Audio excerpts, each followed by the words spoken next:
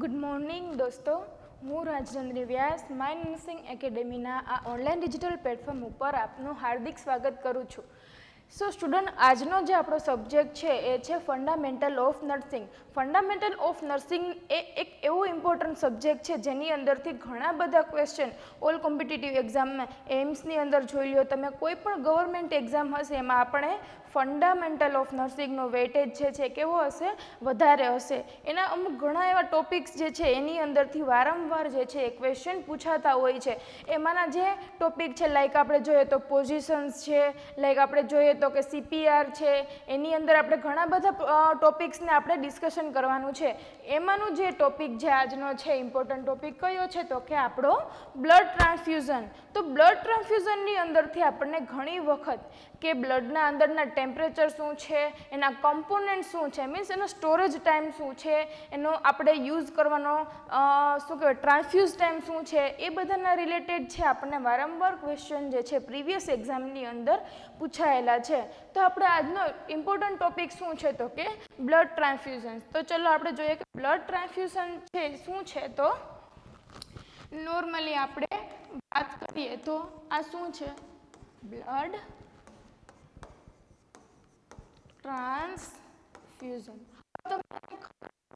કે આ શું કહેવા માંગે છે તો આપણે વર્ડને જે છે ને વચ્ચેથી બ્રેક કરી દઈએ. ચલો, તો બ્લડ શું છે પહેલાં આપણે એની વાત કરીએ કે ચલો આ બ્લડ છે એ શું છે, એક ટાઈપનું શું છે આપણું બોડી ફ્લુઇડ છે. ઓકે બેટા, શું છે બોડી ફ્લુઇડ છે. આપણે એને લાઈફ ઓફ રિવર પણ કહી શકીએ ને, શું છે લાઈફ ઓફ રિવર. ધેન આની પીએચ છે, આપણે બધાને પીએચ જોઈએ તો બ્લડની પીએચ છે એ કેવી છે, આલ્કલાઇન છે. કેટલી છે બેટા, 7.40. આ છે MCQની અંદર પૂછાય છે કે બ્લડની પીએચ છે એ કેવી હોય છે તો કે સ્લાઇટલી આલ્કલાઇન હોય છે. તો કેટલી હોય બેટા તો કે 7.40. હવે આના આપણે કમ્પોનન્ટ્સની વાત કરીએ. એની અંદર કમ્પોઝિશન છે તો એની અંદર બ્લડની અંદર પ્લાઝમા લેવલ છે કેટલું છે, 55%. એન્ડ બ્લડ સેલ છે એનું લેવલ કેટલું છે, આપણે હમણાં આગળ ડિસ્કશન કરીએ કે આની અંદર શું કહેવા માંગે છે. હું તમને પર્સન્ટેજ શેના લખું છું, ઘણાને એમ થતું હશે કે મેડમ શું લખે છે. જેને બ્લડ ભણી લીધું છે એના માટે આ ઇઝી વસ્તુ છે, પણ જેને નથી ભણ્યું એને આપણે અહીંયાથી શીખીને જવાનું છે. ઓકે, તો એના કમ્પોઝિશન છે તો કમ્પોઝિશનની અંદર શું આવશે તો કે પ્લાઝમા કેટલું લેવલ છે બેટા, 55% છે, અને બ્લડ સેલ છે એ કેટલા છે તો કે 45% છે. હવે ટ્રાન્સફ્યુઝ એટલે શું થશે તો આપણે નોર્મલી વાત કરી હોય કે ઇન્ફ્યુઝ એટલે તમને ખબર હશે. આપણે વાત કરીએ કે ઇન્ફ્યુઝ. હવે આ બંને વચ્ચેનો ડિફરન્સ શું છે, ઇન્ફ્યુઝ કોને કહેશો અને ટ્રાન્સફ્યુઝ કોને કહેશો. હવે નોર્મલી વાત કરીએ કે કોઈ NS છે, RL છે, કોઈ પણ ફ્લુઇડ છે એ તમને IV થ્રુ ચડાવો છો તો આપણે એને શું કહેશું, ઇન્ફ્યુઝ. આ પણ IV થ્રુ ચડાવવાનું છે તો આને શું કામ ટ્રાન્સફ્યુઝ કીધું. જો હું તમને નોર્મલી વાત કરું કે બ્લડ છે એ કોઈ પણ તમને મેડિકલની અંદરથી નહીં મળે કે ચલો આપણે ત્યાં જઈને કહીએ કે ભાઈ મને 2 લિટર બ્લડ આપી દો, તો નહીં મળે. તમે NS ને RL લેવા જશો તો તમને 5-10 રૂપિયાની અંદર મળી જશે, પણ તમને બ્લડ જે છે એ તમને મેડિકલની અંદરથી નહીં મળે. પણ ક્યાંથી મળશે તો કે પર્સન ટુ પર્સન મળવાનું છે આ બ્લડ જે છે. તો પર્સન છે તો એ એનું ખુદનું બ્લડ ડોનેટ કરશે, એની આ બેગ રેડી કરશે અને એ બ્લડ જે છે એ જેને જરૂર છે એ બ્લડ આપણે એને શું કરશું, ચડાવવામાં આવશે.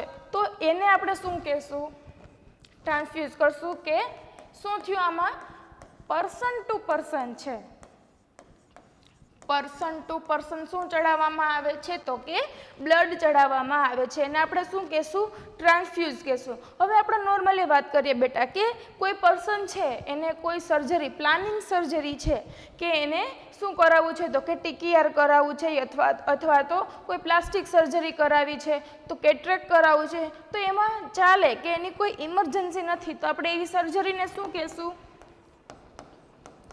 તો કે ઇલેક્ટિવ સર્જરી. હવે ઇલેક્ટિવ સર્જરીની અંદર શું થાય? સર્જરીના ઘણા બધા ટાઈપ્સ છે. લાઈક જોઈએ તો ઇમરજન્સી છે, ક્યુરેટિવ છે, ટ્રાન્સપ્લાન્ટ સર્જરી, એ આપણે અલગ ટોપિક છે. પણ અહીંયા આપણે શું વાત કરવામાં આવે છે કે ઇલેક્ટિવ સર્જરી એટલે શું? તો કે પ્લાનિંગ સર્જરી આપણે કરવામાં આવે. લાઈક મેં વિચાર્યું કે ચલો 1 મહિના પછી મારે સર્જરી કરાવી છે, કેટરેક્ટનું ઓપરેશન છે, તો એમાં એવું જરૂરી નથી કે તમે કાલને કાલ જ કરાવો. તો એમાં તમે 1 વર્ષ છે, 2 વર્ષ છે, આજ સુધી તો ક્યાં દેખાતું હતું. હવે 1 મહિનો છે, 2 મહિનો છે, તમે આગળ વધારી શકો. તો તમારી એક એવી સર્જરી છે કે પ્લાનિંગ સર્જરી છે. તો પ્લાનિંગ સર્જરીમાં પર્સન કેવું કરશે કે અમુક પર્સન એવા હોય કે મને મારું બ્લડ જે છે એ ચડાવવું જોઈએ, બીજા કોઈનું બ્લડ મને ફાવશે નહીં. તો એ પર્સન શું કરશે? તો કે ખુદનું જ બ્લડ એ શું કરશે? ડોનેટ કરશે. મીન્સ કે ખુદનું બ્લડ જે છે એ બેગની અંદર એક રેડી કરી દેશે અને બેંકની અંદર મૂકી દેશે થોડોક ટાઈમ માટે. અને જ્યારે સર્જરી થશે ત્યારે એનું ખુદનું બ્લડ શું એને કરવામાં આવશે? તો કે એને ટ્રાન્સફ્યુઝ કરવામાં આવશે. એને શું કહેશું? તો કે ઇલેક્ટિવ સર્જરી. હવે આ તો ઇલેક્ટિવ સર્જરીની વાત આવી. હવે પર્સન જે છે એ ઇમરજન્સી વોર્ડમાં આવ્યું. ચલો તો ઇમરજન્સી વોર્ડમાં આવ્યું છે અને હેમરેજ થાય છે અને બ્લડ જે છે એ એકદમ એનું ફ્લો થાય છે. તો આપણે ત્યારે એને કંઈ એવું નહીં જોવા જઈએ કે ચલો આપણે આનું થોડોક ટાઈમ માટે બ્લડ જે છે એ સ્ટોર કરી દઈએ કે પછી એને ચડાવશું કે નહીં, એવી રીતે નહીં. ત્યારે પર્સનને કેવી રીતે ચડાવવામાં આવશે? પર્સન ટુ પર્સન ચડાવવામાં આવશે અથવા તો બ્લડ બેંકમાંથી એના રિલેટેડ બ્લડ ગ્રુપ જે છે ત્યાંથી લઈ એને ચડાવવામાં આવશે. ક્યારેક જે છે બ્લડ ગ્રુપ મેચ ના થાય તો પર્સન છે એ એનિમલ પાસેથી પણ શું કરશે? બ્લડ એનું ટ્રાન્સફ્યુઝ કરવામાં આવશે. સમજાણું બેટા? આની અંદર શું કહેવામાં આવે છે? બ્લડ શું છે અને ટ્રાન્સફ્યુઝ શું કામ કહેવામાં આવ્યું છે એ તમને સમજાણું કે ટ્રાન્સફ્યુઝ શું કામ કરવામાં આવ્યું? તો કે પર્સન ટુ પર્સન આમાં લેવામાં આવે છે એટલે એને આપણે શું કહેશું? ટ્રાન્સફ્યુઝ. મીન્સ ટ્રાન્સ છે ને આપણે અહીંયા જોઈએ ને તો એક્સચેન્જ મીન્સ બ્લડનું આપણે એક્સચેન્જ કરશું એક પર્સનથી બીજા પર્સનની અંદર. અહીંયા શું કરવામાં આવે છે? અદલા બદલી કરવામાં આવે છે. અહીંયા પણ શું જોવા મળશે? ઓનલી અદલા જ જોવા મળશે, બદલી જોવા નહીં મળે. કેમ કે આમાં એવું નથી કહેતા કે હું તમને બ્લડ આપું છું તો તમારે મને બ્લડ આપવાનું, તો અદલા બદલી થયું ને એવી રીતે નહીં. હું તમને આપું જ છું ખાલી. એટલે અહીંયા શું જો હું ગુજરાતીમાં કહું તો અહીંયા અદલા જ થશે. અહીંયા શું થશે? બ્લડનું એક્સચેન્જ થશે. તો એને આપણે શું કહેવાનું છે? ટ્રાન્સફ્યુઝન. ઓકે, સમજાણું બેટા? હવે આ બ્લડ છે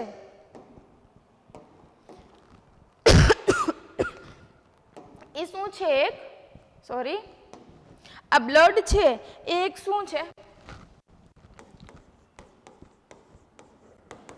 વન ટાઈપ ઓફ મેડિસિન જ છે. મેડિસિન જ કહેવાશે ને કે પર્સનને જે છે આની જરૂર છે. હવે પર્સન જે છે કોઈ પણ એને કોઈ ડિઝીઝ થયેલો છે ને એના રિલેટેડ આપણે એને ડ્રગ્સ આપશું અને એ શું કરશે? રિલીવ થઈ જશે. તો આમાં એવું જ થાય છે ને કે પર્સનને છે બ્લડની જરૂર છે, આપણે એને બ્લડ આપશું તો વન ટાઈપ જે છે શું થઈ ગયું? રિકવર જ કરે છે ને પેશન્ટને. તો આપણે એને શું કહેશું? મેડિસિન કહેશું. તો આ બ્લડ મેડિસિન છે એ ક્યાં સ્ટોર કરવામાં આવે છે? તો કે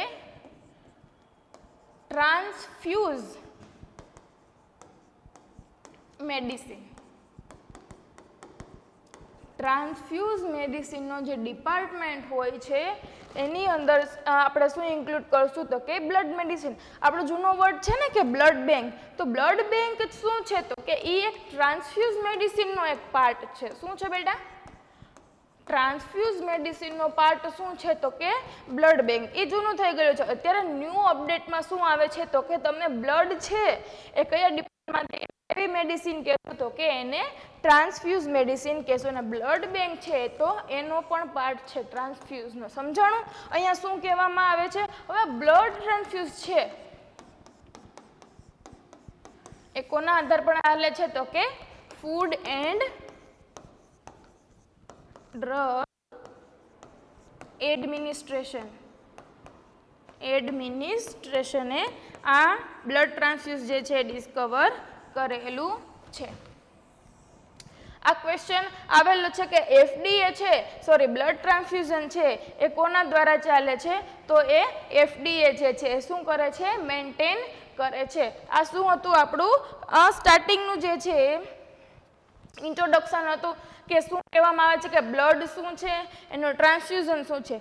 હવે આપણે નોર્મલી વાત કરીએ કે તમને બ્લડ ચડાવવામાં આવે છે, કોઈ પર્સનને જે છે ફ્લુઇડની કમી છે, કોઈ પર્સનની અંદર ફ્લુઇડની કમી છે, તો આપણે NaCl જે છે 400 થી 500 ml ચડાવી દેશું ને તો એમાં કોઈ પ્રોબ્લેમ નહીં આવે, થોડોક ટાઈમમાં જે છે બોડી મેનેજ કરી લેશે. કિડની છે એ NaCl ને જે છે ફિલ્ટર કરી અને યુરિન થ્રુ શું કરશે તો કે બહાર નીકાળી દેશે. હવે આપણે એ જ જગ્યાએ એની કમ્પેરેટિવલી બ્લડને લઈ લેશું, બ્લડ ખાલી આપણે 300 કે 400 ml જ લઈએ તો એ બોડીની અંદર શું સ્ટોરેજ રહેશે, કેમ કે એ તો કંઈ કિડની થ્રુ યુરિનમાં પાસ નથી થવાનું. એટલે જ્યારે આપણે બ્લડનું ટ્રાન્સફ્યુઝન થતું હોય ત્યારે ડૉક્ટર જે છે એ 2 કલાકે ને 2 કલાકે આપણને લેસિક્સ લગાડવાનું કહે છે. તો લેસિક્સ લગાવશું તો શું થશે તો કે બ્લડની અંદરનું જે પ્લાઝમા, થોડું ઘણું પણ પ્લાઝમા જે છે એ રિમૂવ થશે બ્લડની અંદરથી, તો બોડીની અંદર ફ્લુઇડ મેન્ટેન રહી જશે, જેના લીધે કોઈ ઇશ્યુ નહીં આવે. વરના તો શું થશે તો કે વોલ્યુમ છે બોડીનું, જે વોલ્યુમ જે છે કેવું જોવા મળશે તમને, ઇન્ક્રીઝ જોવા મળશે, કેમ કે બ્લડની અંદર પણ શું પ્રેઝન્ટ છે તો કે પાણી પ્રેઝન્ટ છે, જેના લીધે આપણે બોડીનું ફ્લુઇડ કેવું થઈ જશે બેટા, ઇન્ક્રીઝ જોવા મળશે. એના માટે આપણે ડૉક્ટર શું આપશે તો કે લેસિક્સ આપશે. હવે વાત કરીએ કે પર્સન છે કોઈ, આપણે વાત કરીએ કે શું છે કે આપણે વાત કરીએ કે બ્લડ ટ્રાન્સફ્યુઝન છે તો બ્લડની અંદર ઘણા બધા કમ્પોનન્ટ્સ આવેલા છે. આપણે એ કમ્પોનન્ટ્સનું શું કરવાનું છે, અલગ અલગ ડિસ્કશન કરવાનું છે, એનો યુઝ કઈ રીતે થાય છે આપણે એ જોવાનું છે. ઓકે, ચલો આપણે એની ડેફિનેશન થ્રુ આગળ વધીએ બેટા, કે શું કહેવા માંગે છે એની ડેફિનેશનની અંદર. ઓકે, હવે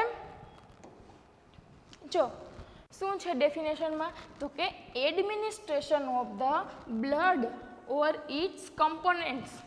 સમજાણું?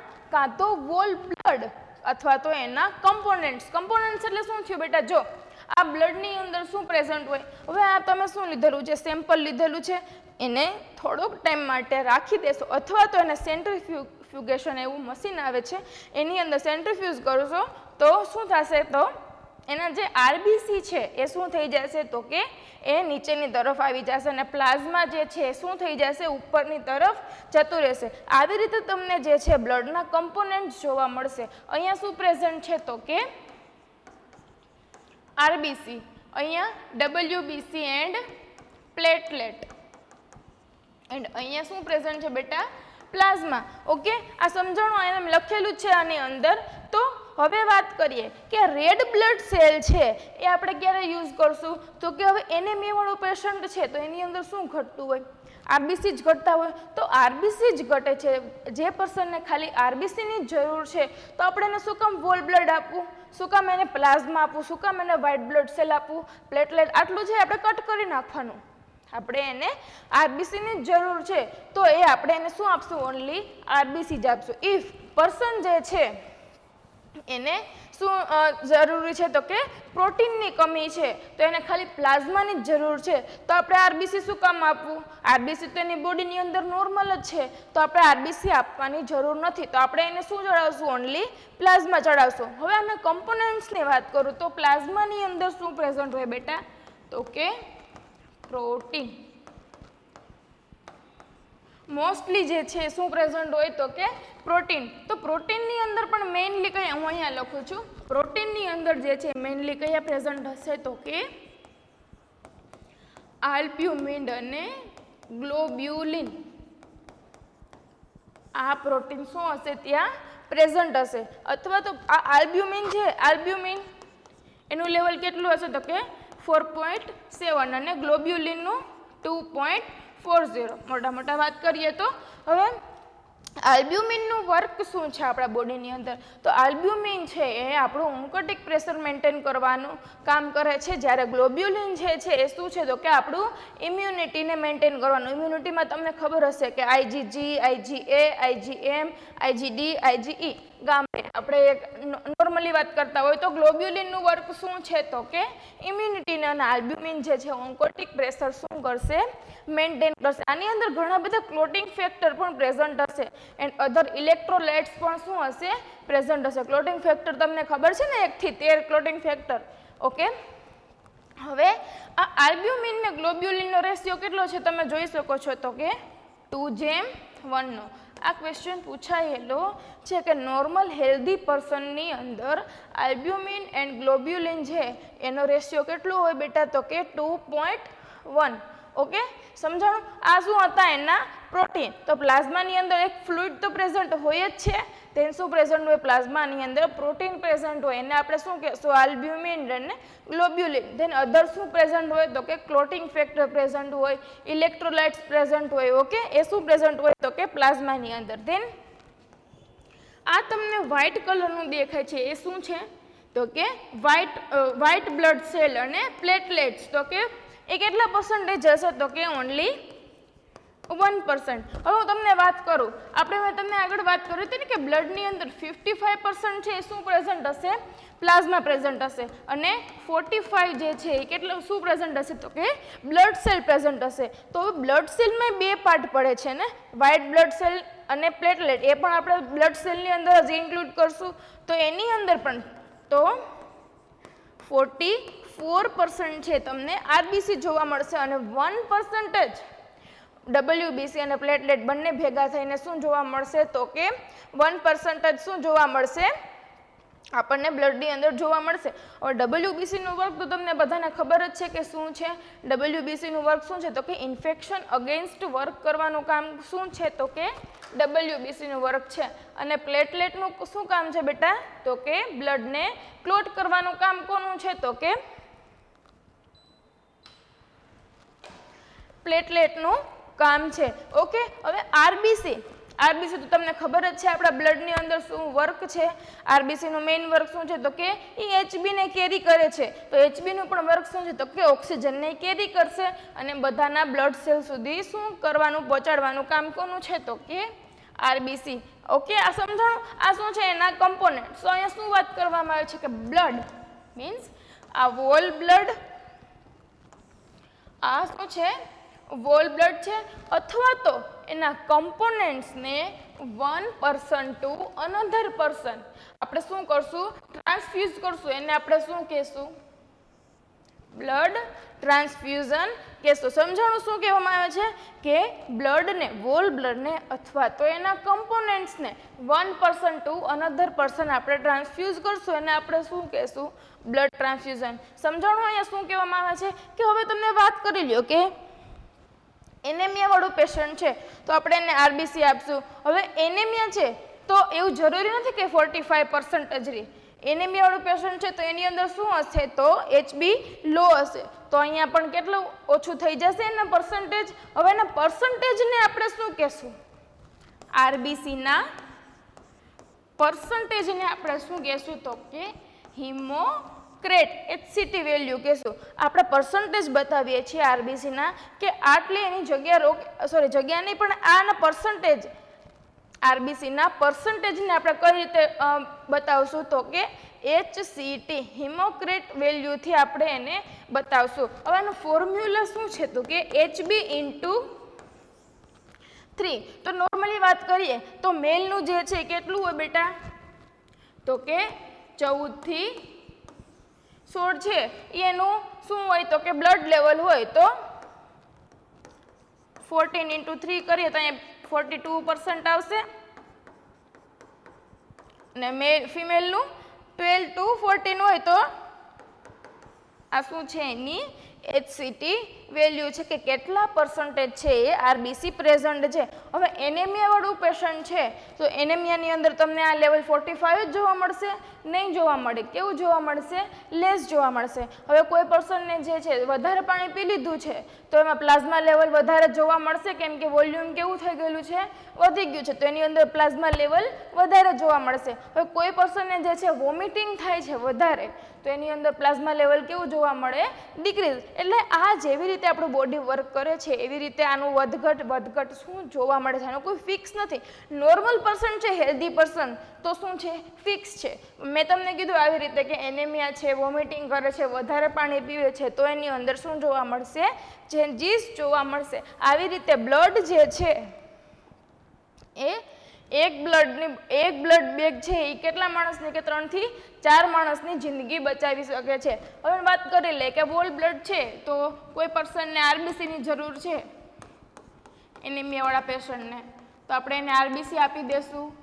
ઓકે, ધેન વાત કરીએ કે હિમોફિલિયાવાળું પેશન્ટ છે તો એને ક્રાયોપ્રેસિપિટેટ આપી દેશું. ધેન પ્લેટવાળું પેશન્ટની જરૂર, બ્લીડિંગ થાય છે તો આપણે એને પ્લેટલેટની જરૂર છે, તો એમાંથી એક બેગમાંથી જ આપણે સેન્ટ્રીફ્યુઝ થઈને આપણે અલગ બેગ બનાવશું. તો એક બ્લડ બેગ છે એ ઘણા બધા માણસોની શું કરી શકે છે, જિંદગીને બચાવી શકે છે. ઓકે, તો હવે આપણે વાત કરીએ કે આ બ્લડ છે એના કયા કયા ટાઈપ્સ છે, તો વાત કરીએ તો કે ફર્સ્ટ ઓફ ઓલ આરબીસી, આપણે એને પીઆરબીસી કહીએ, પેરિફેરલ આરબીસી. તો એમાં શું આવશે તો કે આની અંદર શું જોવાનું છે આપણે આગળ ડિસ્કશન કરીએ. ધેન શું છે, વોલ બ્લડ, આખું બ્લડ. ધેન પ્લેટલેટ્સ ક્યાં પ્રેઝન્ટ છે તો કે 1% ની અંદર. આ એફએફઈ મતલબ ફ્રોઝન પ્લાઝમા, એનો ક્યાં યુઝ છે એ પણ વાત કરીએ. Cryoprecipitate, than ગ્રેન્યુલોસાઇટ and then albumin. આ શું છે, બ્લડના કમ્પોનેન્ટ્સ છે. ઓકે, ચલો આગળ વાત કરીએ. ડેફિનેશન ને કમ્પોનેન્ટ્સ તમારે યાદ રાખવાના છે. મોસ્ટ આઈએમપી ક્વેશ્ચન છે આ કે વર્લ્ડ બ્લડ ડોનર ડે છે એ ક્યારે આવે છે તો કે 14th જૂન. વારંવાર આ ક્વેશ્ચન શું બેટા પૂછાયેલો છે કે વર્લ્ડ બ્લડ ડોનર ડે. અહીંયા તમારે ઇન્ડિકેટ કરેલું હશે કે વર્લ્ડ બ્લડ ડોનર ડે લખેલું હોય તો તમારે શું કરવાનું છે તો કે 14th જૂન કરવાનું છે. ઓનલી વર્લ્ડ ડોનર ડે એની અલગ ડેટ છે, 14 ફેબ્રુઆરી છે. આપણે આગળ વાત કરીએ, પણ નોર્મલી બ્લડ ડોનર ડે હોય તો તમારે શું યાદ રાખવાનું છે તો કે 14th જૂન. આ છે એક્ઝામની અંદર આપણને ઘણી વખત પૂછાયેલો ક્વેશ્ચન છે. ધેન શું છે તો કે donating blood is an act of solidarity join of effort and save life. આ નકામું છે.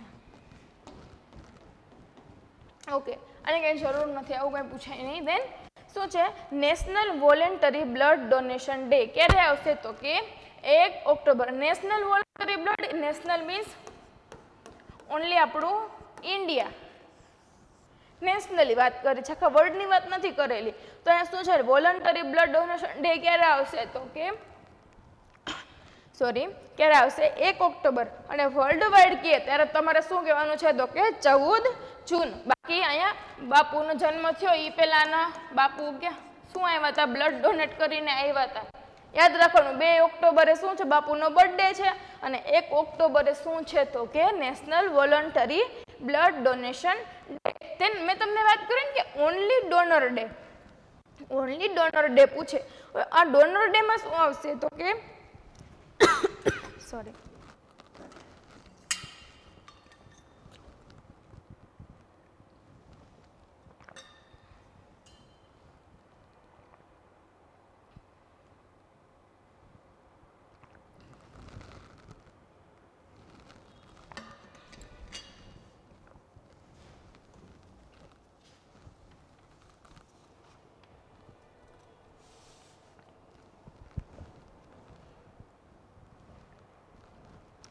ઓકે. તો નેશનલ ડોનર ડે, તો ડોનર ડેની અંદર શું આવશે તો કે ડોનરમાં તો ઘણું બધું આવે, ઘણું બધું ડોનેટ કરી શકીએ. લાઈક આઈસ છે, ટીસ્યુ છે, હાર્ટ છે, લંગ્સ છે, બોન છે, કાંઈ પણ ટ્રાન્સપ્લાન્ટ માટે આપીએ છીએ એ એક પ્રકારનું ડોનેટ જ કરેલું છે. તો બધા ઓર્ગનની વાત કરવામાં આવેલી હોય તો ઓનલી શું લખેલું હશે, ડોનર ડે. ને સ્પેસિફિક લખેલું હોય તો કે બ્લડ ડોનેશન. તો આપણે અહીંયા જ કન્ફ્યુઝન થાય છે કે ફટાફટ વાંચી લે કે ચલો નેશનલ ડોનર ડે છે, તો આપણે તો એવું કંઈ ભણ્યા નથી તો બ્લડ સમજી અને ડેટમાં શું કરી નાખશું, 1 ઓક્ટોબર કરી નાખશું. આખું ક્વેશ્ચન વાંચવાનો છે કે શું કહેવામાં આવેલું છે. એમાં પણ જો તમે જોઈ લીધું કે ચલો કે વોલન્ટરી બ્લડ ડોનેશન એમ કરીને 14 જૂન કરી નાખ્યું તો ખોટો પડે આન્સર તમારો, 100% પડે. તો તમારે જોવાનું છે કે વર્લ્ડ વાઇડ છે કે નેશનલી છે અથવા તો શું છે બ્લડ ડોનર છે કે ઓનલી ડોનર છે એ પણ આપણે જોવાનું. આખું ક્વેશ્ચન જે છે બેટા તમારે વાંચવાનો. એક શબ્દ છે તમારો આન્સર જે છે શું કરી શકે છે, રોંગ કરી શકે છે. તો તમારે વ્યવસ્થિત પહેલાં ક્વેશ્ચન વાંચવાનો છે, એના રિલેટેડ હર એક એમસીક્યુના જે આપણા એમસીક્યુ આપેલા છે એના હરેક આન્સરને આપણે એને રિલેટ કરવાના છે.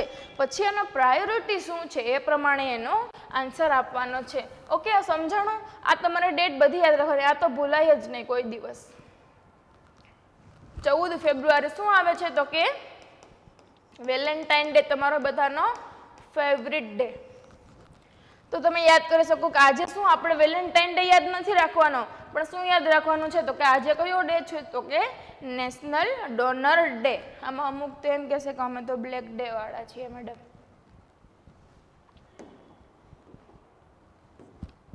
ઓકે, ચલો આપણે હવે એના કમ્પોનન્ટ્સથી સ્ટાર્ટ કરીએ છીએ કે એનું ફર્સ્ટ કમ્પોનન્ટ શું છે બેટા તો કે PRBC. શું કહેશું આપણે એને? Packed red blood cell. Okay, હવે આ પેક્ડ રેડ બ્લડ સેલ છે એનો ક્યાં યુઝ કરવામાં આવશે તો કે રિપ્લેસ ઇરિથ્રોસાઇટ. ઇરિથ્રોસાઇટને શું કરવાનું છે તો કે રિપ્લેસ કરવાની અંદર જે છે શું કરવામાં આવશે? રેડ બ્લડ સેલને યુઝ કરવામાં આવશે એનેમિયા અથવા તો હેમરેજની અંદર. હવે આપણે વાત કરીએ કે આ એક ફિમેલ છે. હવે એક ફિમેલને છે એ PPH છે અને એક ફિમેલને શું છે? એનેમિયા છે. તો હવે એનેમિયા વાળી પેશન્ટને જે છે આપણે શું કરશું? PRBC લગાડશું કે વોલ બ્લડ લગાડશું? એનેમિયા વાળી પેશન્ટ છે તો એને RBCની જ ફક્ત જરૂર છે, તો આપણે આને શું લગાડશું? PRBC. then આને શું લગાડશું? PPH વાળું પેશન્ટ છે તો એને વોલ બ્લડની જરૂર છે, બ્લીડિંગ થાય છે, બ્લડની અંદરથી બધા કમ્પોનન્ટ્સ લોસ થાય છે, તો આપણે આને શું ચડાવવાની જરૂર છે? Whole blood. આ તમારે થોડુંક માઇન્ડલી વર્ક કરવાનું છે કે PPH વાળું પેશન્ટ છે તો એની અંદર બધા કમ્પોનન્ટ શું થાય છે? રિમૂવ થાય છે, તો એને ખરેખર શું જરૂર છે?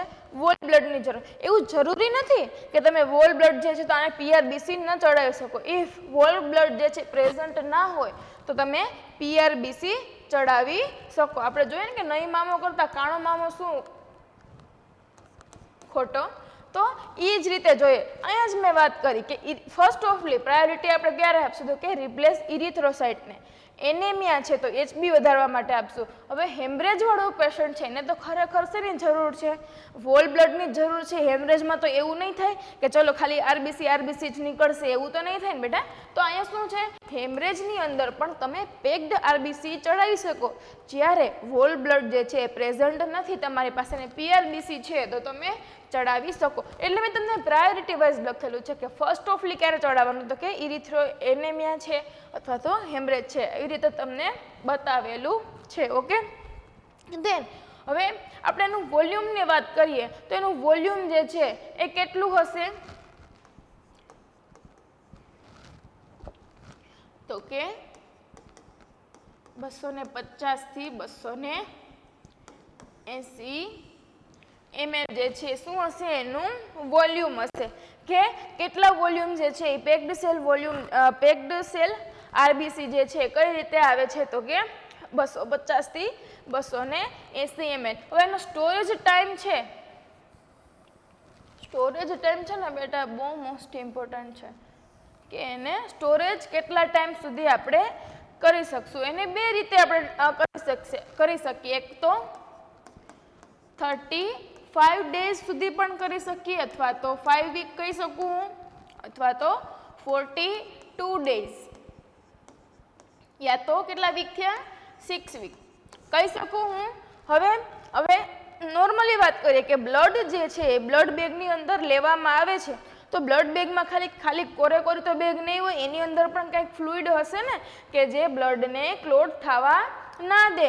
એના માટે જે બેગ રેડી આવે છે ત્યારે જ એના પ્રિવિયસલી શું પેકિંગની અંદર જ આ ફ્લુઇડ શું તેની અંદર જ પ્રેઝન્ટ હોય છે. હવે આ ફ્લુઇડ કયું પ્રેઝન્ટ હોય તો વાત કરીએ કે 35 દિવસ જો તમારે રાખવાનું હોય તો એની અંદર CPDA એન્ડ ધેન 6 વીક રાખવું છે તો એની અંદર સેગમ. આ ટાઈપના ફ્લુઇડ શું હશે એની અંદર પ્રેઝન્ટ હશે. હવે મેડમ CPDA એટલે શું થાય છે? CPDA તો આ શું છે? C means calcium, then P means શું થશે?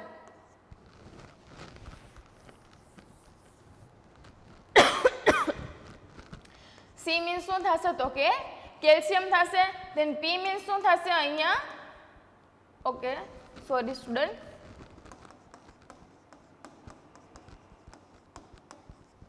અને A મીન્સ એડીની. આપણે વાત કરીએ કે CPDA, તો CPDA છે આપણે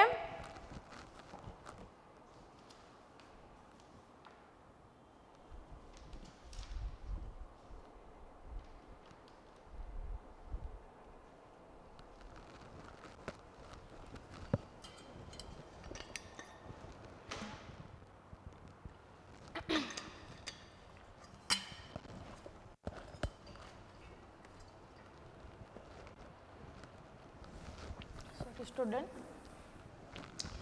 CPDA માં C મીન્સ શું થશે? તો કે calcium, then P means phosphate, and then D means dextrose, અને A મીન્સ એડિનિન. હવે આ CPDA જે છે એ એક એવું ફ્લુઇડ છે, તો કે શું છે? તો કે CPDA એક એવું ફ્લુઇડ છે કે જે બ્લડ બેગની અંદર પ્રેઝન્ટ છે, એની અંદર બ્લડનું ક્લોટિંગ થવા નહીં દે. હવે આપણે વાત કરીએ કે ક્લોટિંગ ફેક્ટરમાંથી ચોથા નંબરનું ક્લોટિંગ ફેક્ટર કયું છે? તમારું કેલ્શિયમ છે. તો આ કેલ્શિયમ જે છે આનું વર્ક શું છે? કેલ્શિયમને બાઇન્ડ કરવાનું. કેલ્શિયમને બાઇન્ડિંગ કરવાનું વર્ક કોનું છે? તો કે આનું. ધેન P છે એ શું છે? તો કે ATP આપશે. ધેન D મીન્સ એનર્જી આપશે, એન્ડ A મીન્સ ATP જ આપશે.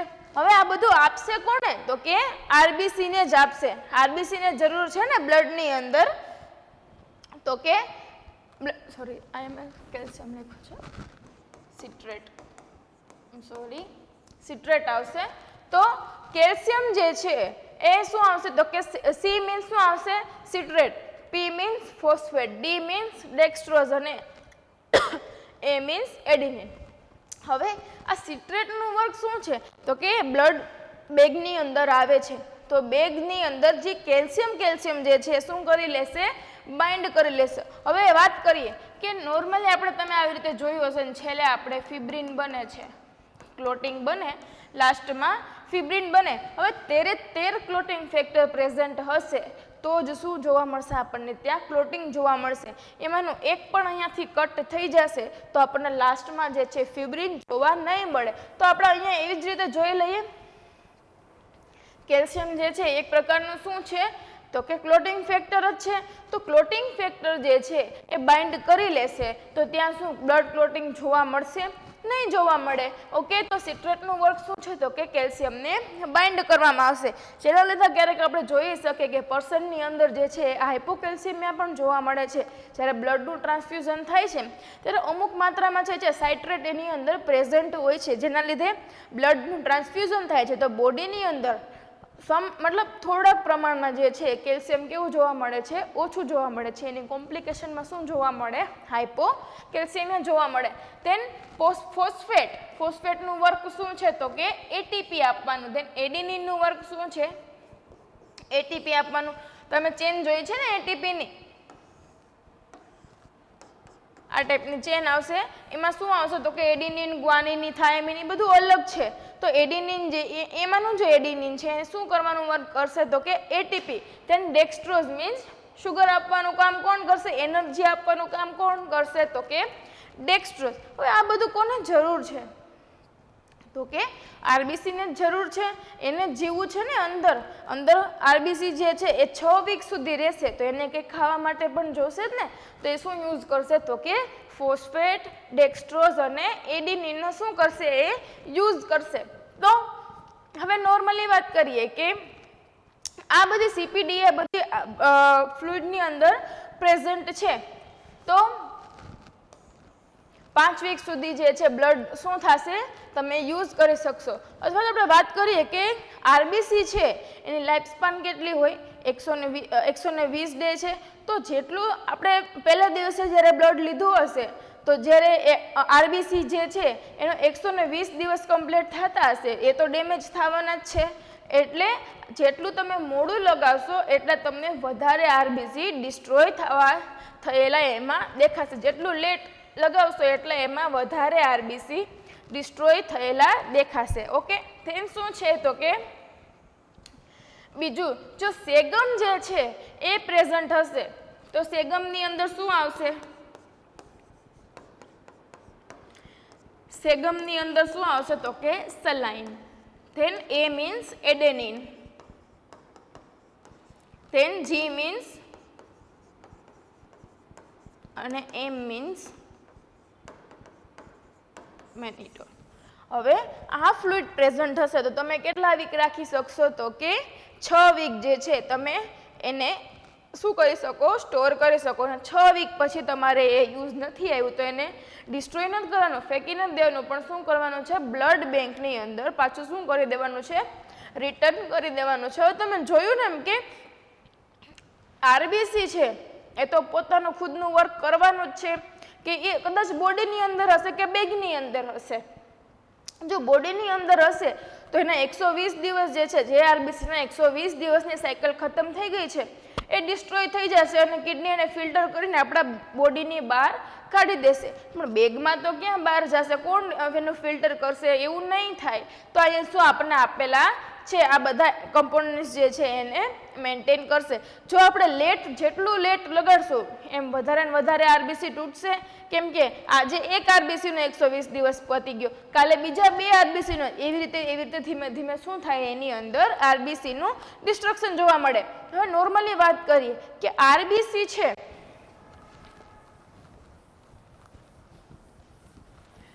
એની એક કોમ્પ્લિકેશન પણ થાય છે. શું થાય છે તો કે હાઇપરકેલેમિયા.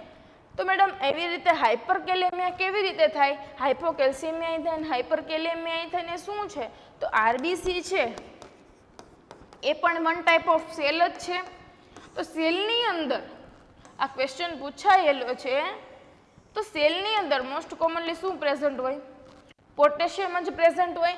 ઓકે, આરબીસીનું ડિસ્ટ્રક્શન થશે બેગની અંદર તો શું રિલીઝ થશે?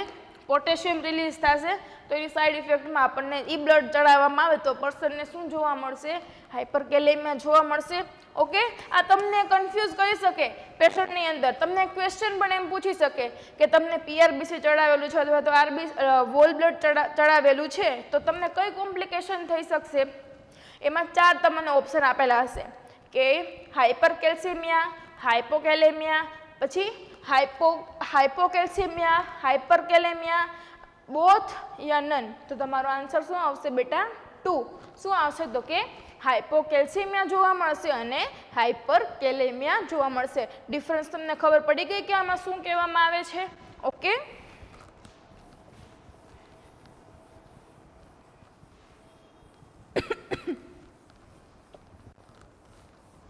ઓકે. ધેન એનું સ્ટોરેજ ટેમ્પરેચર જે છે આપણે કેટલું રાખવાનું છે કે એને સ્ટોર કરવા માટેનું ટેમ્પરેચર આપણે કેટલું રાખવાનું છે કે 2 to 4 ડિગ્રી સેલ્સિયસ આપણે રાખવાનું છે. ધેન એનો ટ્રાન્સફ્યુઝનનો ટાઈમ જે છે એ કેટલો રાખવાનો છે તો કે 2 to 4 અવર.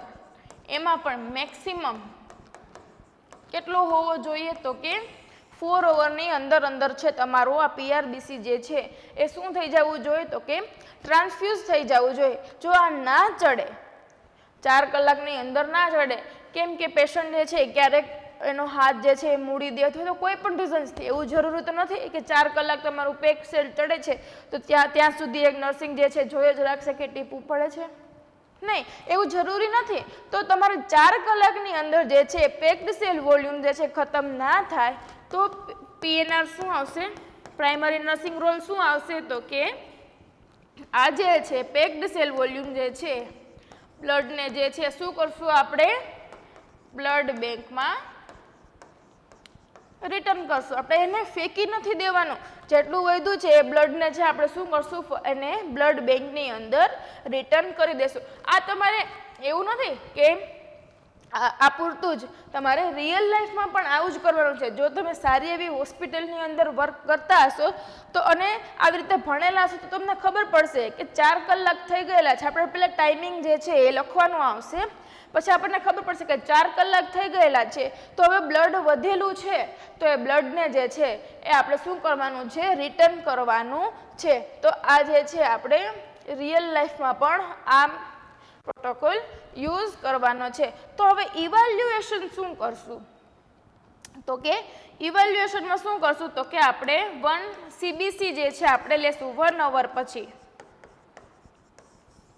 આપણે આ પેક્ડ સેલ વોલ્યુમ જ્યારે ચડે છે એને 1 અવર પછી આપણે શું લેવાનું છે, તો કે CBC લેવાનું છે. તો CBC ની અંદર જો 1 ગ્રામ HB વધે છે તો આ શું કરે છે, PRBC વર્ક કરે છે. હવે લાઈક જોઈએ તો કે પેશન્ટનું જે છે એ એનેમિયા કેટલું હતું, તો કે 8 હતું, અને જો 9 થાય છે તો packed cell volume, packed red blood શું કરે છે, વર્ક કરે છે.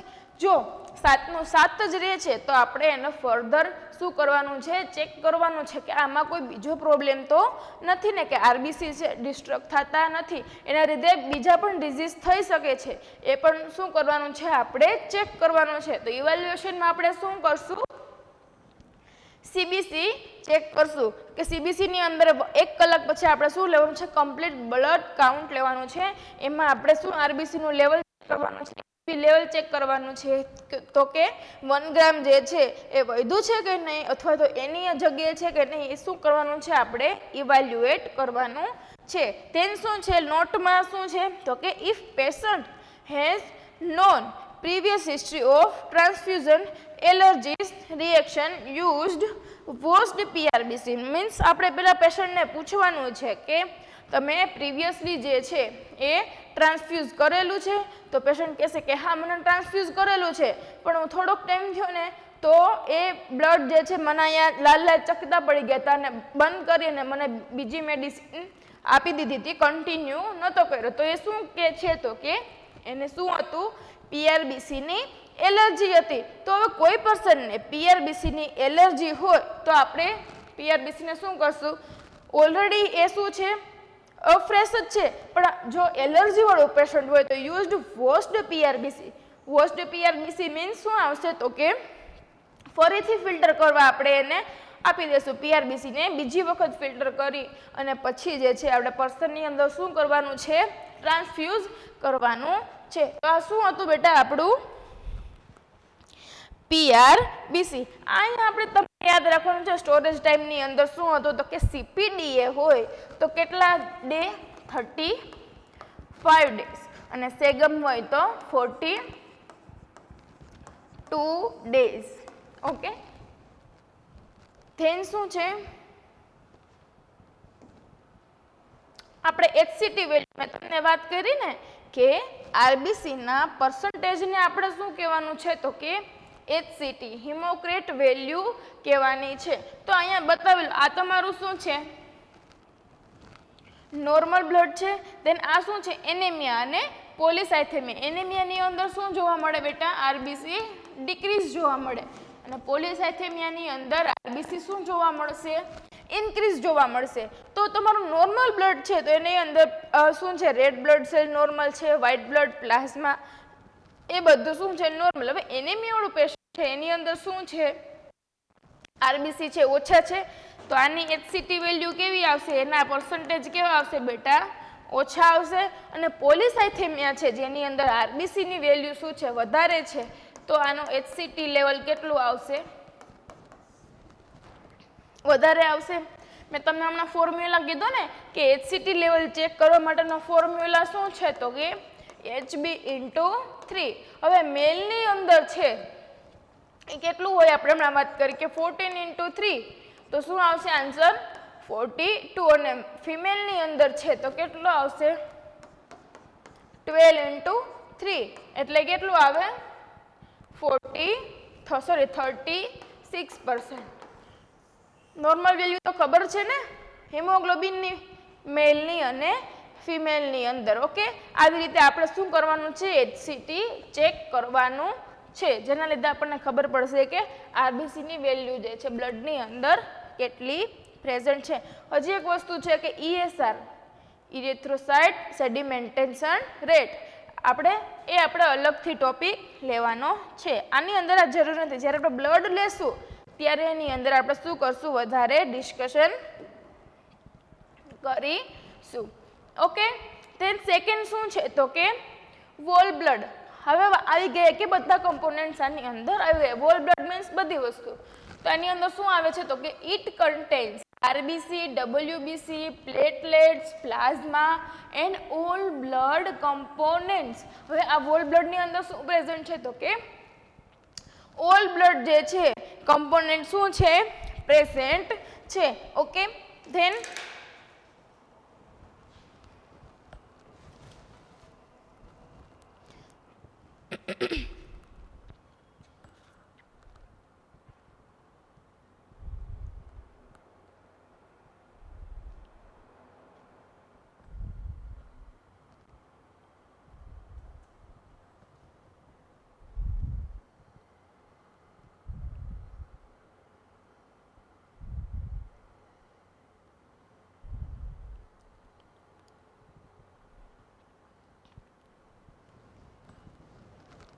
ઓકે, તો આનો યુઝ જે છે ક્યારે થશે તો કે it contain RBC means all component જે છે વોલ બ્લડની અંદર પ્રેઝન્ટ છે. આ યુઝ ક્યાં કરવામાં આવશે તો કે હેમરેજમાં અથવા તો આરટીએ હોય, એપીએચ હોય, પીપીએચ હોય, એનેમિયા હોય, મતલબ કોઈ પણ હેમરેજિક કન્ડિશન છે તો એની અંદર આપણે શું કરશું કે જ્યાં બ્લડનો લોસ થાય છે, વોલ બ્લડનો લોસ થાય છે, ત્યાં આપણે શું યુઝ કરવાનું છે તો કે વોલ બ્લડ યુઝ કરવાનું છે. તો હવે આનું વોલ્યુમ કેટલું હશે, હવે વોલ્યુમ કેટલું હશે તો કે એક બેગની અંદર કેટલા ml હશે તો કે 350 ml. તો 350 ml બ્લડ જે છે એ ક્યારે હશે કે જ્યારે મેલનો વેઇટ જે છે એ કેટલું હશે તો કે 50 થી ને 60 kg, સોરી 55 થી 60 kg હોવું જોઈએ. ને ફિમેલ જે છે એનો વેઇટ કેટલો હોવો જોઈએ તો કે 45 to 50 kg હોવું જોઈએ. એટલે 45 ના આવે પણ નોર્મલી વાત કરીએ તો એવરેજ 48, બંનેમાંથી એવરેજ 48 વેઇટ હોય અને એના HB લેવલ સારું હોય તો આપણે એના ડોનેટ કરશું તો કેટલા ml લેશું તો કે 350 ml જે છે એક બેગની અંદર લેશું. ઇફ મેલનું વેઇટ જે છે એ 60 kg થી વધારે છે, મોર દેન 60 kg, અને ફિમેલનું જે છે એ પણ 50 kg થી વધારે છે તો આપણે એમાં કેટલું લેશું તો કે 450 ml બ્લડ જે છે હટ્ટા આદમીની અંદરથી છે શું લેશું આપણે 450 ml એની અંદરથી બ્લડ લેશું. ઓકે, તો હવે આ 350 ml બ્લડ છે તો એની અંદર આપણે એના રિલેટેડ જે છે આપણે વાત કરીએ ને કે CPDA એ પણ લેવું પડશે. તો અહીંયા CPDA જે છે કેટલું આવશે 49%, અને આની અંદર આપણે CPDA વધારે છે 450 ml છે તો વધારે નાખવું પડશે તો કે 63% જે છે શું લેશું આપણે અહીંયા CPDA લેશું. એટલે બેગના 14% જે છે એ શું એની અંદર પ્રેઝન્ટ હશે તો કે એની અંદર જે ફ્લુઇડ જે છે જે બ્લડને ક્લોટ નહીં થવા દે એ પણ શું પ્રેઝન્ટ હશે એની અંદર પ્રેઝન્ટ હશે. તો ટોટલ હું એ લખી શકું કે આ કેટલા થયા તો કે 400 ml.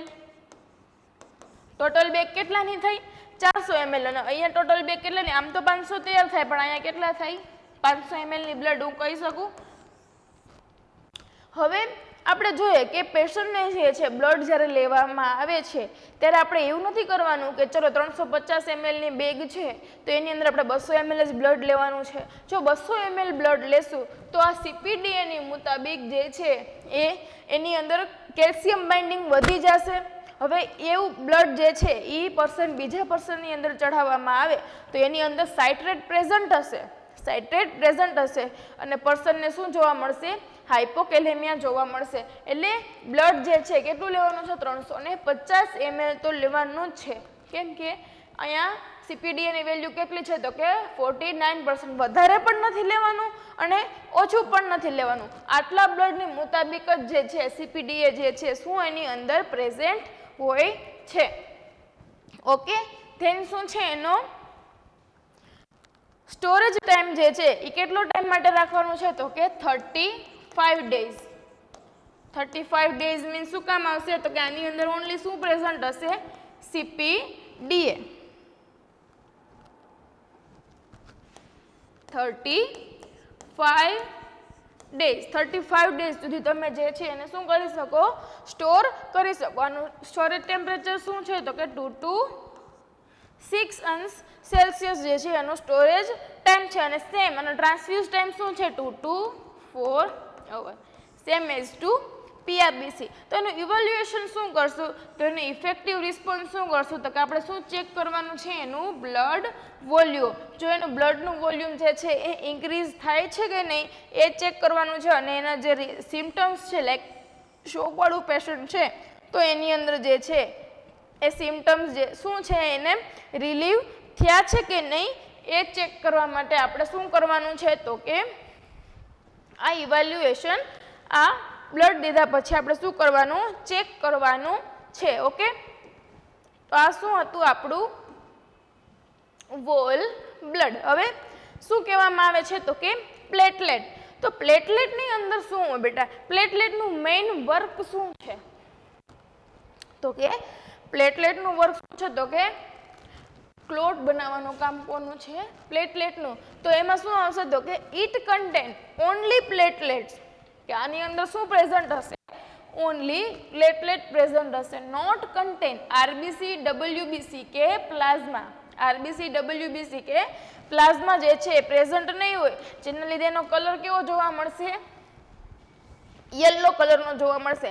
આની અંદર શું છે બેટા? ઓનલી પ્રેઝન્ટ પ્લેટલેટ જ પ્રેઝન્ટ છે. ઓનલી પ્લાઝમા પ્લેટલેટ જ પ્રેઝન્ટ છે. તો આપણે એને શું કહેશું? આ યલો કલરનું. હવે આની અંદર છે આપણે કોઈ પણ બ્લડ ગ્રુપની જરૂર પડતી નથી. તો તમારે એ ટોપિક જે છે યાદ રાખવાનું છે કે પ્લેટલેટની અંદર જે છે બ્લડ ગ્રુપની જરૂર નથી રહેતી. એ આપણે કોઈ પણ ગ્રુપના જે છે એ લગાડી શકીએ. ધેન આ ક્યારે યુઝ કરવામાં આવે છે? તો કે to treat thrombocytopenia. Okay, then ITP, then active bleeding, then dengue and CCHF. આ બધી બીમારીની અંદર શું જોવા મળે છે? તો કે પ્લેટલેટ જે છે શું જોવા મળે છે? ડિક્રીઝ જોવા મળે છે. તો આ ડિક્રીઝ પ્લેટલેટને આપણે ઇન્ક્રીઝ કરવા માટે આપણે શું આપવાનું છે? ઓનલી પ્લેટલેટ્સ જે છે એ આપવાના છે. ધેન ટાઈપ શું છે? તો કે એના RDP એન્ડ SDP. અહીંયાથી ક્વેશ્ચન પૂછાય છે. તો RDP શું છે અને SDP શું છે આપણે એના વિશે ડિસ્કશન કરીએ. તો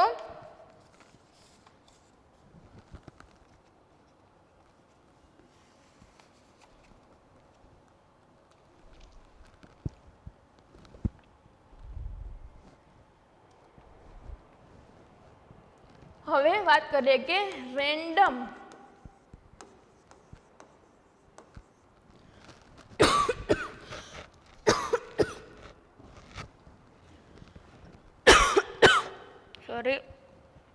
તો RDP વોલ્યુમ મીન્સ શું થશે? તો કે રેન્ડમ ડોનર પ્લેટલેટ. અને અહીંયા સિંગલ ડોનર પ્લેટલેટ. ઓકે, હવે રેન્ડમ બ્લડ ડોનર અને સિંગલ ડોનર અને પ્લેટલેટને શું કહેવામાં આવે છે? તો કે રેન્ડમલી. હવે કોઈ પણ પેશન્ટ આવ્યું છે ને સુગર આપણે ઇમરજન્સીની અંદર આવશે તો પેલું વર્ક શું કરશું? આપણે રેન્ડમલી સુગર લેશું. તો આપણે એને શું કહેશું? રેન્ડમ સુગર ટેસ્ટ કહેશું. એવી જ રીતે આની અંદર શું કહેવામાં આવે છે? તો કે રેન્ડમ ડોનર પ્લેટલેટ. હવે કોઈ બેગ છે, આ 500 ml ની બેગ છે, એની અંદરથી પ્લેટલેટ્સને અલગ કરવામાં આવશે. તો એમની અંદરથી 500 ml માંથી કેટલા નીકળશે તો કે એનું વોલ્યુમ 50 ml જે છે શું એની અંદરથી નીકળશે. હવે સિંગલ ડોનર પ્લેટલેટની અંદર શું કરવામાં આવશે તો કે પર્સનની અંદર જ અહીંયાથી શું મશીન લગાડવામાં આવશે અને ડાયરેક્ટલી જે છે એ શું નીકળવામાં આવશે પ્લેટલેટ નીકળવામાં આવશે. તો આને શું કહેશું અહીંયા કેટલું વોલ્યુમ અહીંયા 50 ml જે છે તો અહીંયા કેટલું વોલ્યુમ જોવા મળશે 5000 ml. કેમ કે અહીંયા તો 500 ml ની જ બેગ છે 500 ml ની બેગમાંથી આપણને કેટલું મળે પ્લેટલેટ તો કે 50 ml જ મળશે. જ્યારે આખું એક વ્યક્તિ છે જેની અંદરથી પ્લેટલેટનું પ્રોડક્શન જ થાય છે તો એની અંદરથી આપણને કેટલું મળશે તો કે 5000 ml મળશે. તો આ કેવું જોવા મળશે આ લેસ ઇફેક્ટિવ અને આ મોર ઇફેક્ટિવ. કેમ કે ડાયરેક્ટ કંપનીમાંથી જ આપણે ઉપાડવાનું છે તો વધારે મોર ઇફેક્ટિવ આ થશે. ધેન મોસ્ટ કોમન યુઝ જે છે એ શું થશે આરડીપી નો થશે જ્યારે લેસ કોમન યુઝ થશે. કેમ કે આ મોંઘું હોય છે કેવું હોય છે કોસ્ટલી હોય છે. જ્યારે આ બંનેનો આપણે જોવામાં આવે ત્યારે અહીંથી કેટલું હોય તો કે 5 થી 10,000 પ્લેટલેટ શું જોવા મળે ઇન્ક્રીઝ જોવા મળે જ્યારે આપણે આરડીપી લગાડવામાં આવે ત્યારે. અને અહીંયા 40 થી 50,000 પ્લેટલેટ શું જોવા મળે ઇન્ક્રીઝ જોવા મળશે. ઓકે આ બંને વચ્ચેનો શું છે ડિફરન્સ છે. હવે આ બેગની અંદરથી જ લેવાનું છે તો કેટલું વોલ્યુમ આવશે 50. હવે આ પર્સનની અંદરથી ડાયરેક્ટ આપણે લઈએ છીએ તો કેટલું મળશે આપણને ત્યાંથી 5000 ml મળશે. ઓકે ધેન આનો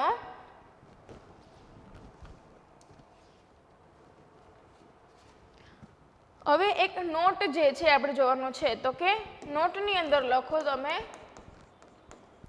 કે 4 થી 6 આરડીપી ભેગા થશે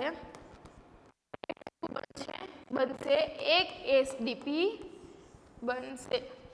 આ શું છે આ નોટ તમારે રાખવાની છે કે આરડીપી 500 ml માંથી આપણને 50 ml જ મળે છે તો એ 4 થી 5 6 બનશે આરડીપી. ત્યારે એક જે છે શું બનશે તો કે 1 એસડીપી શું બનશે ત્યાં બનશે. તેમ શું છે એનો સ્ટોરેજ ટાઈમ શું છે તો કે કેટલા દિવસ તમે એને રાખી શકો તો કે 5 દિવસ સુધી જ રાખી શકીએ. ઓકે 5 દિવસ કોઈ પણ પર્સનની અંદરથી પ્લેટલેટ લેવામાં આવ્યા છે તો કે આપણે એને 5 દિવસ સુધી જ સ્ટોર કરી શકીએ. 5 દિવસથી વધારે થશે તો પ્લેટલેટ જે છે એ ડીએક્ટિવ થઈ જશે. ધેન સ્ટોરેજ ટેમ્પરેચરમાં શું આવશે તો કે 22 degree Celsius means room temperature જે છે આપણે શું રાખવાનું છે પ્લેટલેટને રાખવાનું છે. અને ટ્રાન્સફ્યુઝન ટાઈમ શું છે 30 મિનિટ. તો 15 થી 30 મિનિટ છે તો આ આરડીપી અને એસડીપી બંને માટે સેમ છે તો કે હા કે 15 થી 30 મિનિટની અંદર જે છે એ લાગી જવા જોઈએ. હવે આપણે વાત કરીએ કે ટ્રાન્સફ્યુઝ ટાઈમ મીન્સ કે ટ્રાન્સફ્યુઝનનો ટાઈમ પ્લેટલેટને ટ્રાન્સફ્યુઝ કરવાનો ટાઈમ કેટલો હોવો જોઈએ તો કે 15 થી 30 મિનિટ.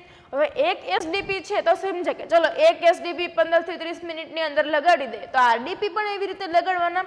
તો હા તો આરડીપી જે છે એ પણ આપણે ફટાફટ બને છેલ્લે 30 મિનિટની અંદર જે છે આપણે ખતમ કરવાના છે. આરડીપી ભલે આપણે 4 થી 6 લગાડવાના હોય ભલે આપણે વધારે લગાડવાના હોય તો પણ 15 થી 30 મિનિટની અંદર શું થઈ જવા જોઈએ બેટા ખતમ થઈ જવા જોઈએ. તો આ શું હતું આપણું પ્લેટલેટ. આ શું છે પ્લેટલેટની ઇમેજ. ધેન એફએફપી કે ફ્રેશ ફ્રોઝન પ્લાઝમા શું છે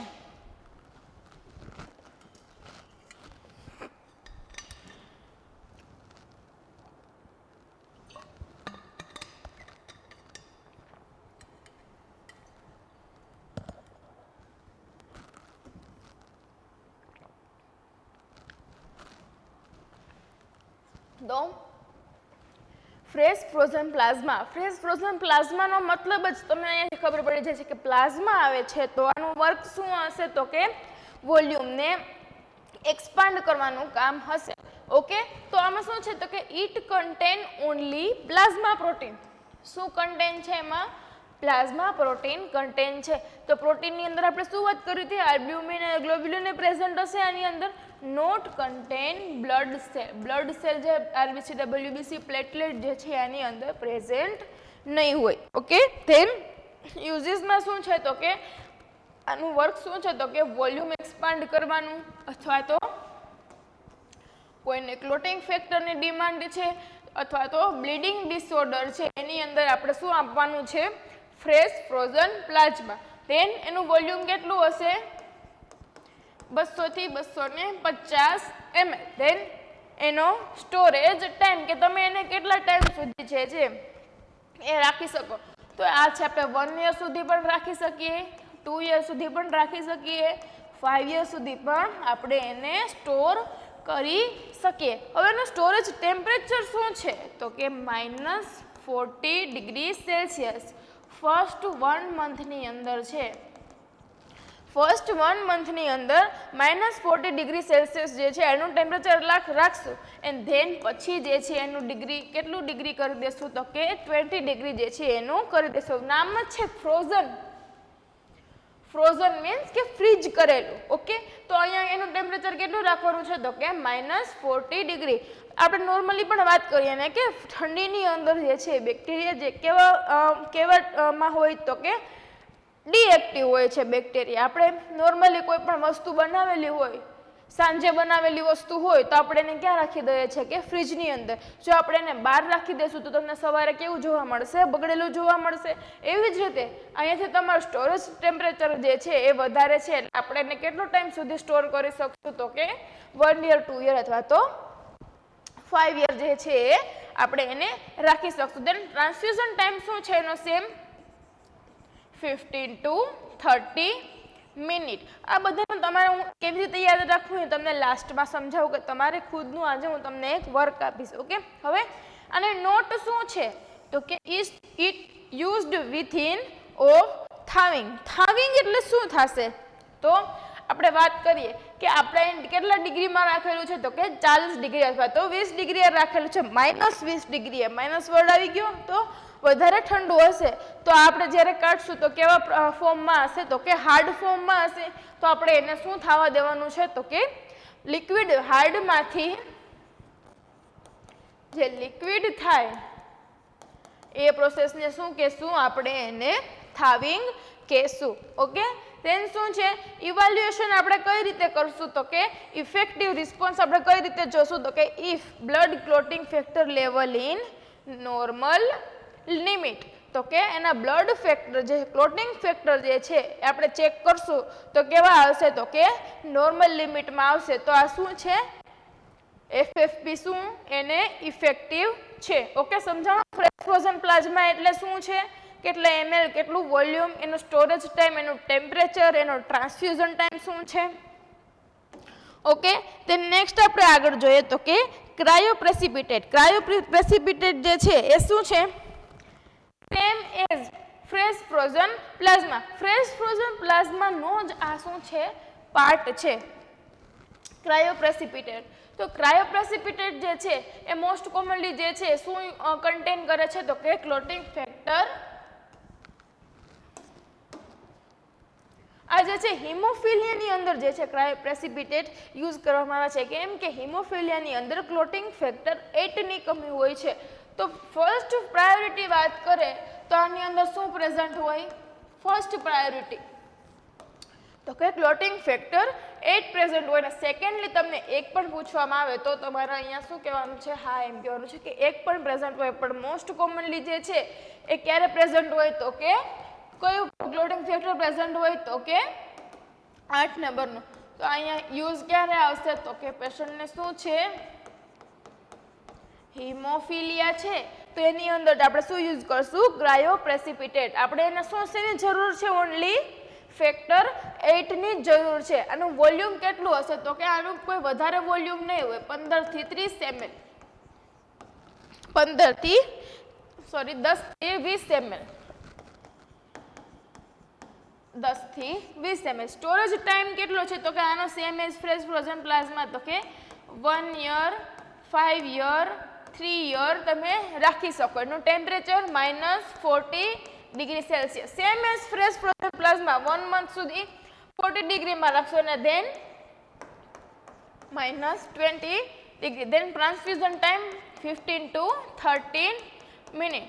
ફરક શું છે ખાલી આ બંનેની અંદર કે એનું આ યુઝ જે છે એ સ્પેશિયલી ઓનલી હિમોફિલિયા માટે યુઝ કરવામાં આવશે, જ્યારે ઓલા બધા ક્લોટિંગ ફેક્ટર માટે યુઝ કરવામાં આવશે. જ્યારે એનું વોલ્યુમ જે છે કેટલું હતું તો કે 200 થી 250 ml હતું.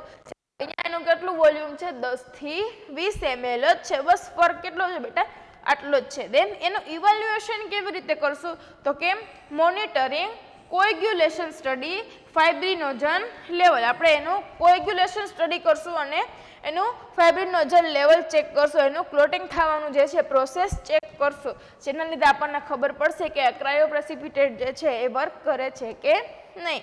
ધેન 6 આવશે ગ્રેન્યુલોસાઇટ. પણ ગ્રેન્યુલોસાઇટ જે છે એ એટલું બધું એક્ઝામ રિલેટેડ ઇમ્પોર્ટન્ટ નથી, એટલે આપણે એને ઇન્ક્લુડ કર્યું નથી. તો આપણે 7મું શું છે તો કે હ્યુમન આલ્બ્યુમિન. તો એનું હ્યુમન આલ્બ્યુમિનથી જ તમને ખબર પડી જાય કે આનું વર્ક શું છે તો કે ઓન્કોટિક પ્રેશર મેન્ટેન કરવાનું અને વોલ્યુમને એક્સપાન્ડ કરવાનું. તો કે યુઝડ ક્યારે યુઝ કરવામાં આવશે તો કે એસાઇટીસ. એસાઇટીસ એટલે શું થશે તો કે ફ્લુઇડ જે છે એ પેરિટોનિયલ કેવિટીની અંદર શું થઈ જશે એક્યુમ્યુલેટ થઈ જશે, જેના લીધે શું જોવા મળશે એસાઇટીસ જોવા મળશે. શોકવાળા પેશન્ટની અંદર, લીવર ડિઝીઝ છે એની અંદર, અથવા તો લીવર ફેલિયર છે, બર્નવાળા પેશન્ટ છે, અથવા તો હાઇપોપ્રોટીનેમિયા છે તો પણ શું જોવા મળશે ત્યાં આલ્બ્યુમિનનું લેવલ ઓછું જોવા મળશે, જેના લીધે શું ત્યાં પ્રેઝન્ટ હોય એસાઇટીસ પ્રેઝન્ટ હોય, ઇડીમા પ્રેઝન્ટ હોય.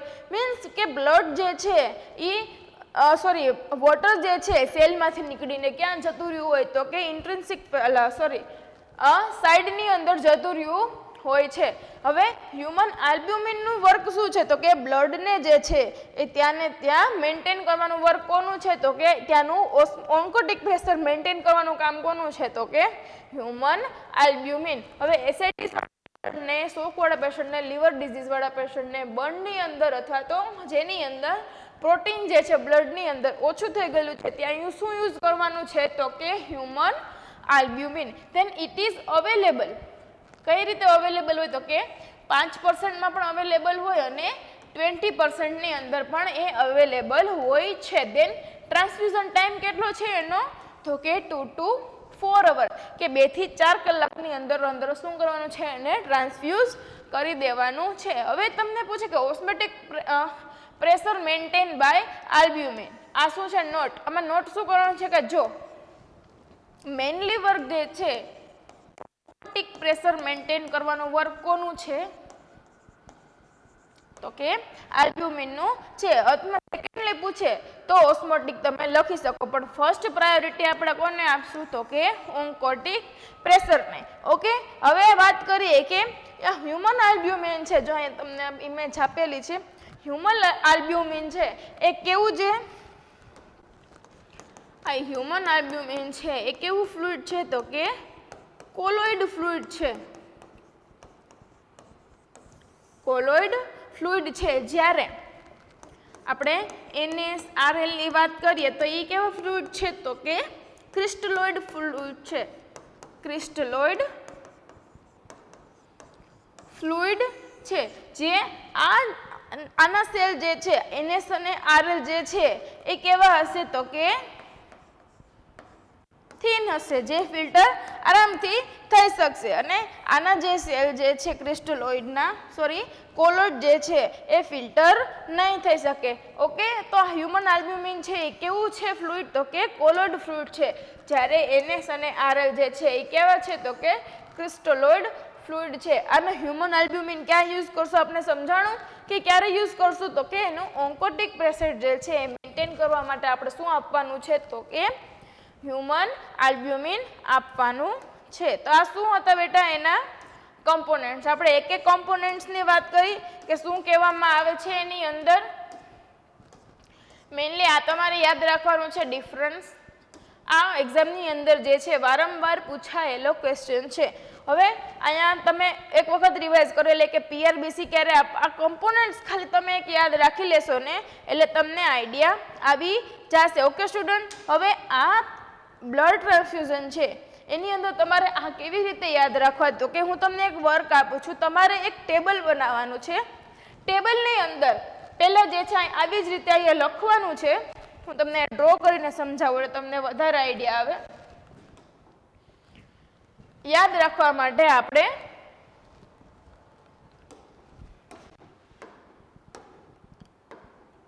તમારી એક ઇઝી ટ્રીક બનાવું કે આવી રીતે તમારે એક ટેબલ બનાવવાનું છે અને અહીંયા શું લખવાનું, તો કે storage time, then storage temperature, then કે એનું વોલ્યુમ કેટલું હોય, એનું ઇવેલ્યુએશન ના લખો તો ચાલશે. સ્ટોરેજ ટેમ્પરેચર મીન્સ કે જે તમને આગળ મેં વસ્તુ લખાવેલી છે એવી રીતે અહીંયા લાઈનમાં લખી અને એની સામે સામે જે છે તમારે યાદ રાખી દેશો તો તમારા માટે આ શું થઈ જશે, એક ચાર્ટ જ યાદ રાખવાનો રહેશે અને જેને લીધે તમને શું થશે, આ ઇઝી પડી જશે. ઓકે, અને જ્યાં તમે વાંચતા હોય છો એની સામે લગાડી દેવાનો એટલે એક દિવસની અંદર તમને યાદ રહી જશે. સ્ટોરેજ ટાઈમ છે આવી જ રીતે, જો આ યુઝડ લખવાનું, પહેલા અંદર શું લખવાનું, યુઝડ, કે આ ક્યાં યુઝ થાય છે, દેન વોલ્યુમ કેટલું હોય એનું, પછી એનો સ્ટોરેજ ટાઈમ કેટલો હોય, દેન સ્ટોરેજ ટેમ્પરેચર, ટ્રાન્સફ્યુઝન ટાઈમ કેટલો છે, બસ આટલું જ લખવાની જરૂર છે, ઇવેલ્યુએશન લખવાની જરૂર નથી. તો આવી રીતે જે છે તમારા બોક્સ પાડી અને એક આખું ટેબલ બનાવી લેવાનું છે જેના લીધે તમને યાદ રાખવામાં શું પડે બેટા, ઇઝી પડે.